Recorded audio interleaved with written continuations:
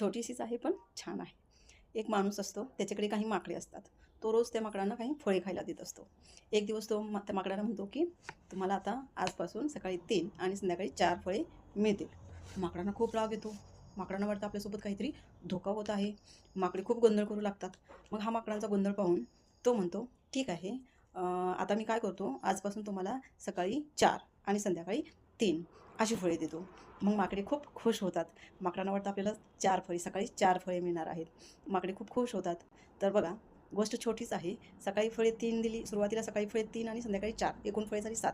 आणि नंतर काय म्हणला माणूस, सकाळी 4 आणि संध्याकाळी 3, म्हणजे एकूण फळांची संख्या किती आहे? 7च आहे. माकडांना तरीसुद्धा माकडांना वाटतं सकाळी जास्त फळे मिळणार मिळणार आहे, त्याच्यामुळे माकडे खुश होतात.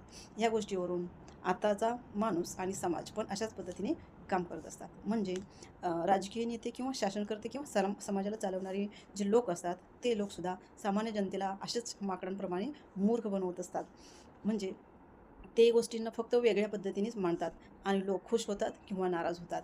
खरी वास्तविकता पाहता काही परिस्थितीत कुठलाही बदल झालेला नसतो. आणि जी खरी माणसे आहेत किंवा जी समजदार माणसं आहेत, ती छोट्या छोट्या गोष्टींमुळे ना खुश होतात, ना नाराज होतात. धन्यवाद.